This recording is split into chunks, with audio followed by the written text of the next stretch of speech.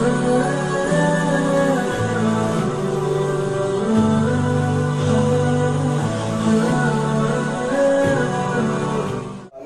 سبحانه وتعالى في القرآن المجيد والفرقان الحميد.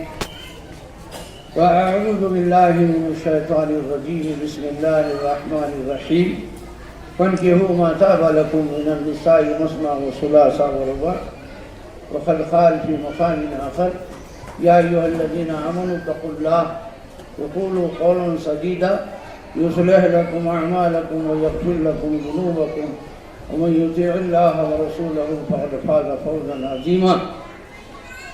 وقد قال النبي صلى الله عليه وسلم: النكاح من سنتي فمن رغب عن سنتي فليس مني. وقد قال في مقام آخر: ومن نكح فقد أحرز نصف الدين وليتق الله نصف الدين. وقد قال في مقام آخر: الدنيا كلها متاع وخير متاع الدنيا المرأة الصالحة. اما بعد، معزز حاضرین کرام، خداوند قدوس کا بے کرام و بے پناہ فضل و احسان ہے کہ اس نے ہمیں نبی کریم صلی اللہ علیہ وسلم کی امت کا پیدا فرمایا اور پیدا ہونے کا فخر عطا فرمایا، اور آج رسول اللہ صلی اللہ علیہ وسلم کی سنت مبارکہ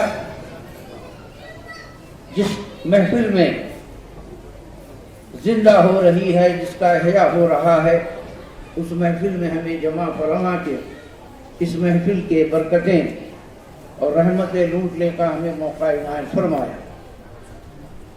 محترم بزرگوں اور دوستو، معاشرہ اس محفل کو اس اعتبار اور اس حیثیت سے دیکھتا ہے کہ نکاح سنت ہے رسول اللہ صلی اللہ علیہ وسلم کی، اور کرنا ہے، کیونکہ لڑکی اور لڑکا دونوں بھی میچور ہو گئے ہیں، جوان ہو گئے ہیں۔ یہ عام نظریہ ہے اور کامن مینٹالٹی ہے، مگر مذہب کے حوالے اس کے تناظر میں اور اس کے بیک گراؤنڈ میں اگر اس محفل کو دیکھیں تو اس کی جو بلندی ہے، اس کی جو رفعت ہے، اس کی جو عظمت ہے، وہ سیدھے سیدھے عرش عالم پہ چلے جاتی ہے، اس معنی کر کہ یہ جو محفل ہے اس کائنات میں سب سے پہلے عرش معلیٰ پر قائم ہوئی، جس میں حضرت آدم اور حضرت حوا کا عقد ہوا۔ اس محفل کی بلندی کا اندازہ لگائیے، موجودہ جو ماحول ہے اس پر لاہور پڑی ہے، تو فقط ایک رسم و ریت کے سوا قاضی صاحب آتے ہیں، ایجاب و قبول ہوتا ہے، بس کھانا ہوتا ہے، اس کے سوا کوئی معنی آج کل ہمارے اپنے معاشرے میں نہیں رہا، جبکہ رسول اللہ صلی اللہ علیہ وسلم نے اس محفل اور اس کام کی عظمت کو اس طرح سے بھی بڑھایا کہ النکاح من سنتی۔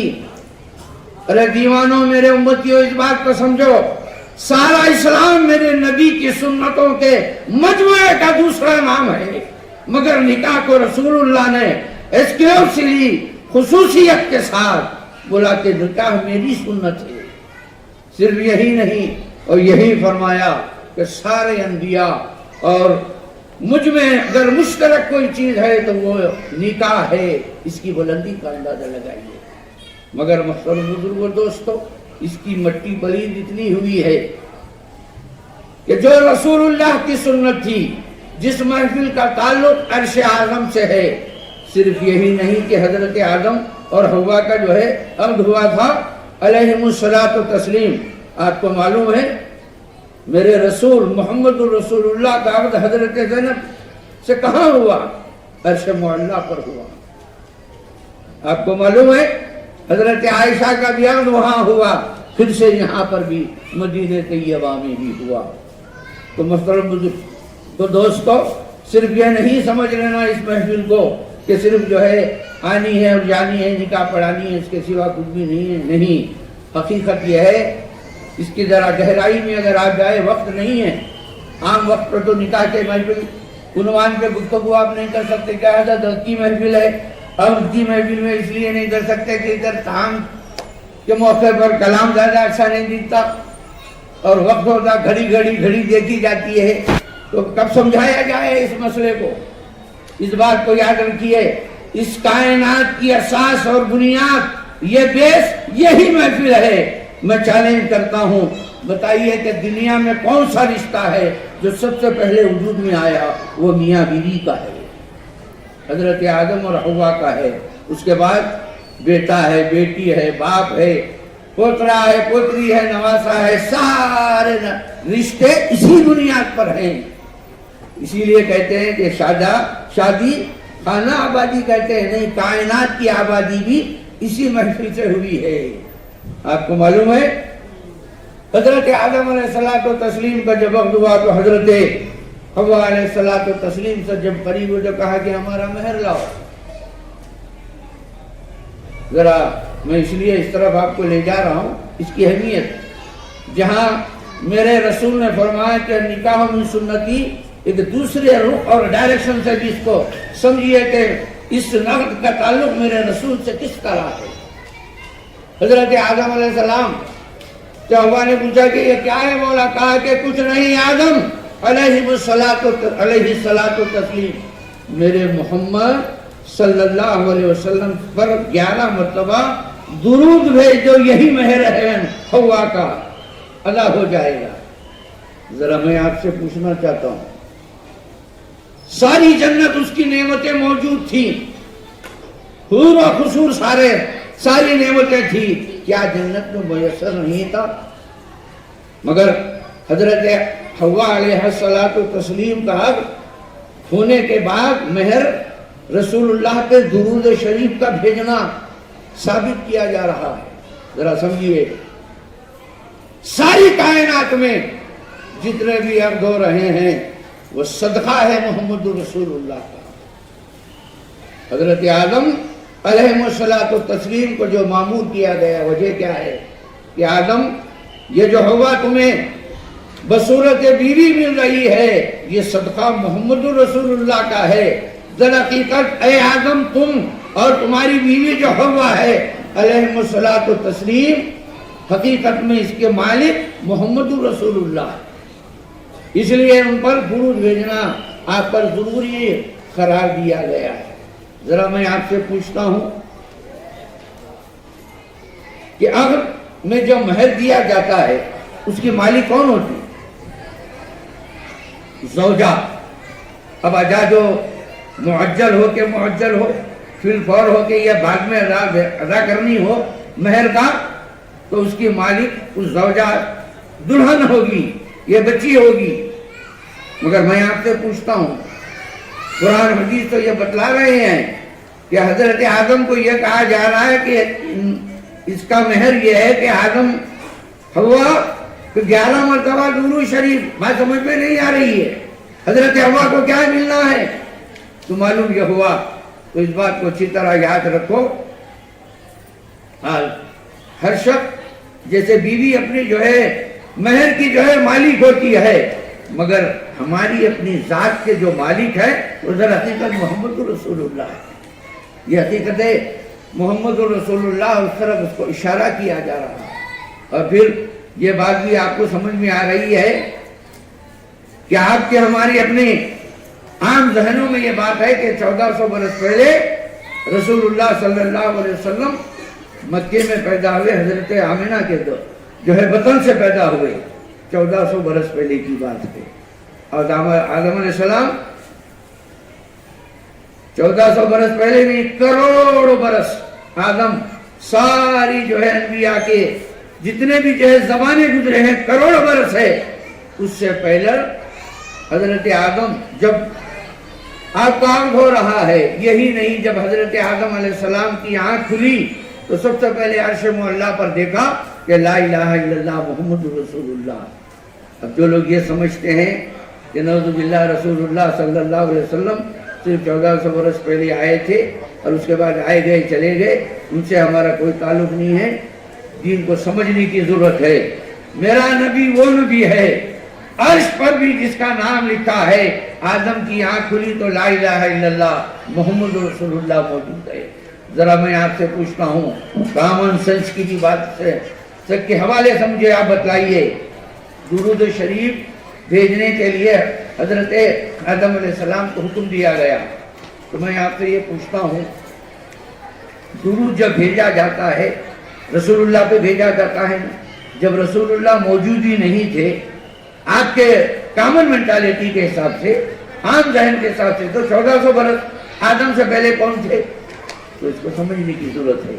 تو رسول اللہ صلی اللہ علیہ وسلم کا مقام یہ ہے کہ آدم سے پہلے بھی تھے، اور آدم و حوا کے عقد میں درود شریف کا جو ہے اور رسول اللہ کی نسبت کو عقد سے جو ہے سمجھنے کی کوشش کیجئے۔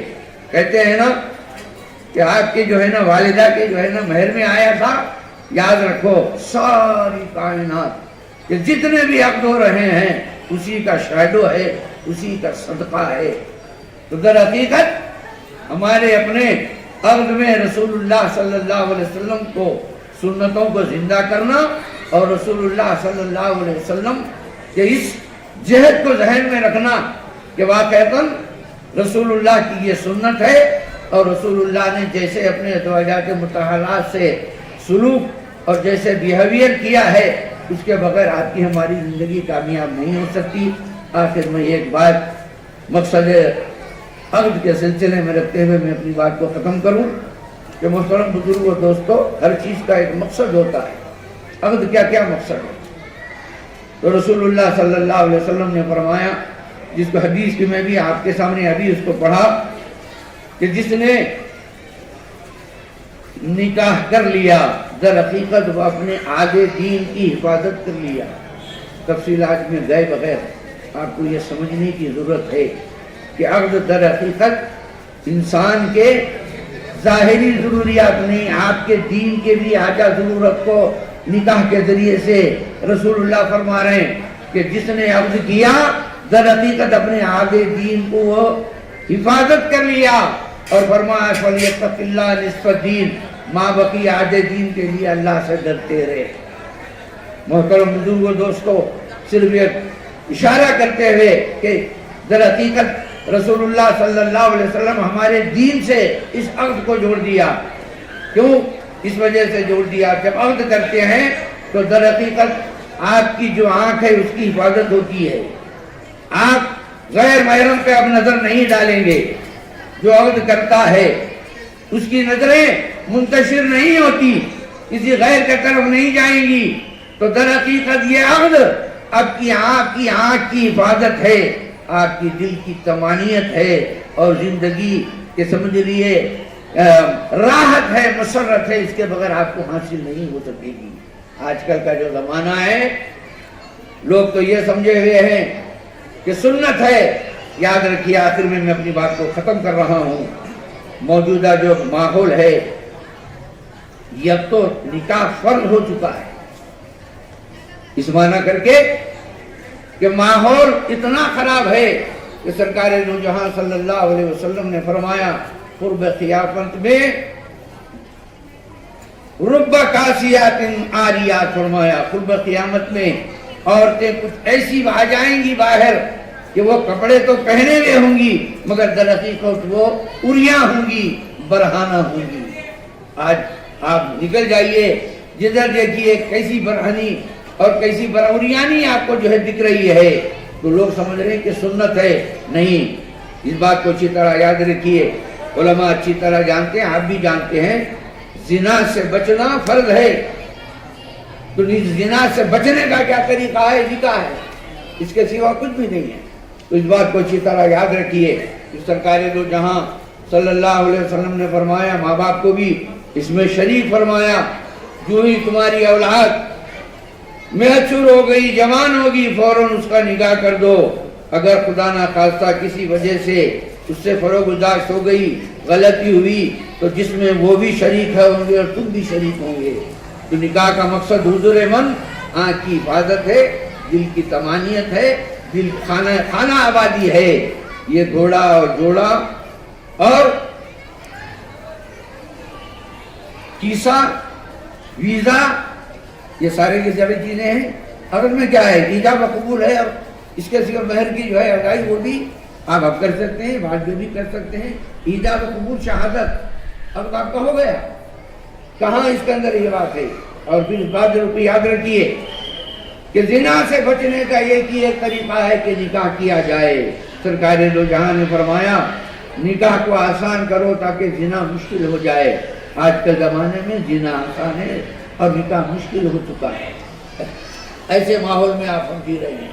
تو محترم بزرگوں دوستو، آگے کی بات یہ ہے کہ جہاں آپ کو جو ہے زنا سے روکا گیا ہے، لا تقربوا الزنا، سورہ بنی اسرائیل کی آیت آپ پڑھتے ہیں کہ زنا کے قریب بھی آپ کو جانا نہیں۔ ایک ہے زنا کا کرنا، ایک ہے زنا کے قریب ہو جانا۔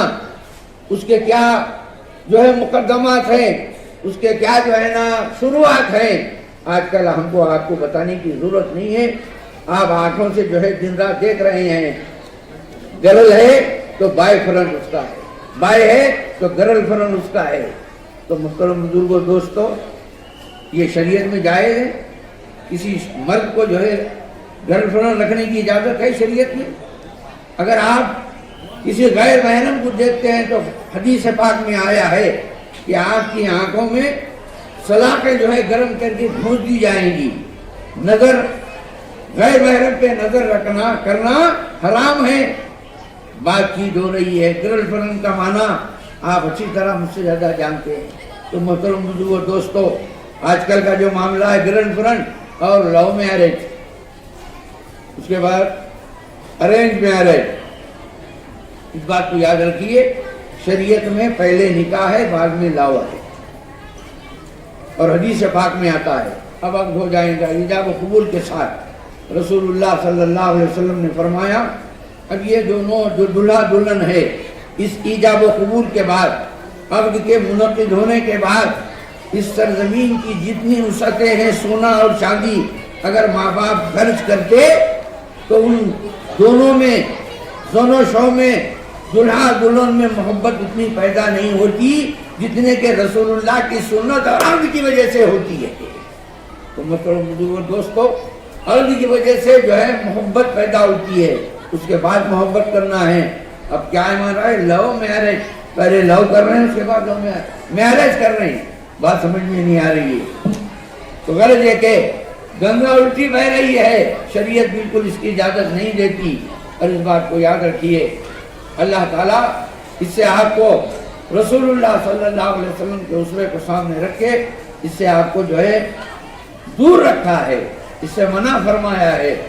ماحول پر لاحول پڑھیے، رسول اللہ صلی اللہ علیہ وسلم کی سنت کو مد نظر رکھتے ہوئے یاد رکھیے کہ گرل فرنٹ لو میرج کو جو ہے بالائے طاق رکھیے، لاحول پڑھیے۔ آخر میں حدیث رکھتے ہوئے میں اپنی بات کو ختم کروں۔ سرکار دو جہاں صلی اللہ علیہ وسلم جب 25 سال کے ہوئے تو حضرت خدیجۃ الکبریٰ آپ کے خاندان کی طرف سے آپ کو جو ہے پیشکش ہوئی کہ خدیجۃ الکبریٰ آپ سے نکاح کرنا چاہتی ہیں، ذرا لو میرج کرنے والے ذرا میرج کو سمجھو۔ رسول اللہ صلی اللہ علیہ وسلم کے ماں باپ تو نہیں تھے، خود مختار تھے، انڈیپینڈنٹ تھے، مگر رسول اللہ نے یہ ہمیں سوا دیا۔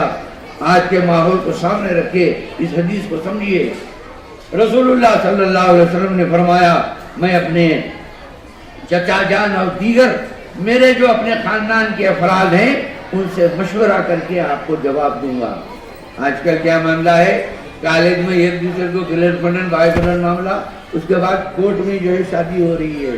یہ شادی نہیں ہے، در حقیقت شادی بربادی کے جو ہے طرف لے جا رہی ہے۔ اللہ تعالیٰ سے دعا ہے کہ مولا معاشرے کو اس بیماری سے جو ہے تو بچا، اور یہ جو کینسر ہماری اپنے معاشرے میں آیا ہے اس کا جو ہے علاج فرما۔ نوجوانوں سے ہمارا مولا ان کے اپنے دل میں تیرے سے لے کر جو ہے مولا اس شادیوں کے کرنے کے جوڑے گھوڑے سے نظریں ہٹانے کی ان کے اپنے جو ہے دل میں اس مقصد سے ان کو اپنے تیار کر، اور ہر شادی کرنے والے کو رسول اللہ کی سنت کو مد نظر رکھ کے شادی کرنے کی توفیق عنایت فرما۔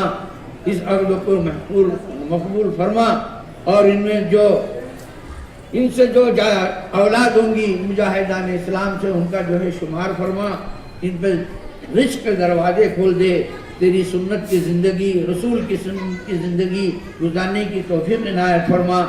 وصلی اللہ تعالی علی خیر خلق محمد وآلہ وصحبہ اجمعین برحمتک یا ارحم الراحمین، والحمدللہ۔